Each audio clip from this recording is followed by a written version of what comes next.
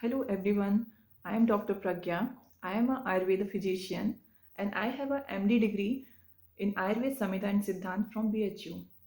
Today I am going to start a new video series through this YouTube channel and I will share some knowledge about Ayurveda through my video series. So today in this video I am going to talk about the correct way of eating fruits. And जैसा कि हम जानते हैं कि fruits are the healthiest food in the world, लेकिन इन्हें हम सही समय और सही तरीके से सेवन करते हैं तो इसके मैक्सिमम बेनिफिट्स को प्राप्त कर सकते हैं. So yes, we can say it makes a lot of difference in the way you consume them.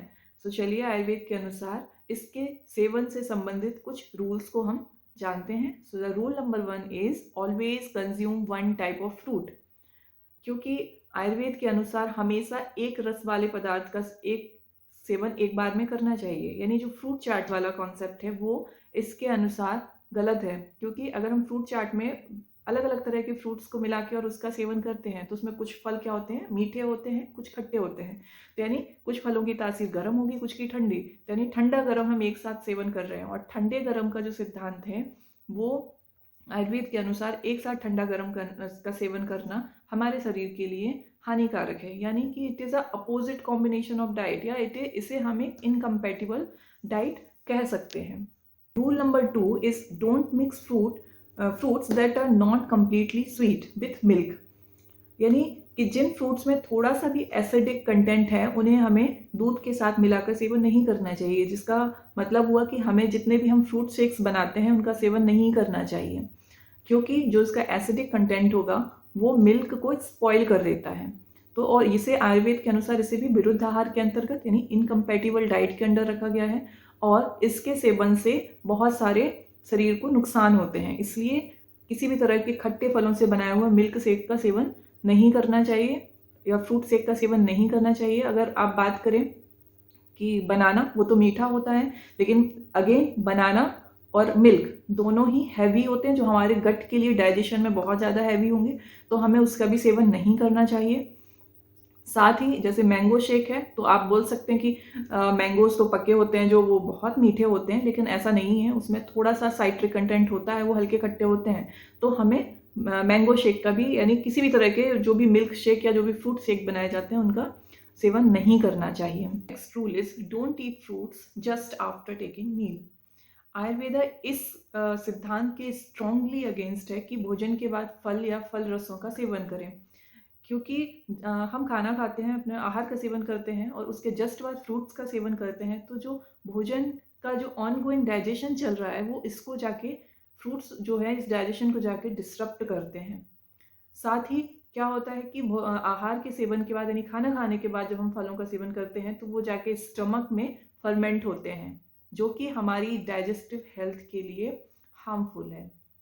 साथ ही भोजन करने के बाद फलों के सेवन करने से गैस, एसिडिटी और इंडाइजेशन की प्रॉब्लम भी हो सकती है. Next rule is don't eating vegetables with fruits. Ayurveda इस सिद्धांत को मानता है कि कच्चे और पके हुए को एक साथ सेवन नहीं करना चाहिए. सब वेजिटेबल्स को हम क्या करते हैं, पका के सेवन करते हैं और फिर फ्रूट्स को कच्चा ही सेवन करते हैं. तो कच्चा और पक्का मिला के सेवन करते हैं तो उनका भी डाइजेशन का जो तरीका है वो अलग अलग है. एक तो सब्जियों को जब हम पका लेते हैं वो हल्की हो जाती हैं, और जो फल हैं वो पचने में भारी होते हैं. तो दोनों का डाइजेशन भी अलग अलग तरीके से होगा, इसलिए इन्हें मिला के सेवन नहीं करना चाहिए, ताकि इन दोनों का डाइजेशन प्रॉपर अलग तरीके से और अच्छे से हो जाए. Rule number 5 is don't consume packed juices. किसी भी फल का जो भी नेचुरल स्वीटनेस है एंड जो नेचुरल फ्लेवर है वो उसका मोस्ट नरिशिंग एस्पेक्ट होता है.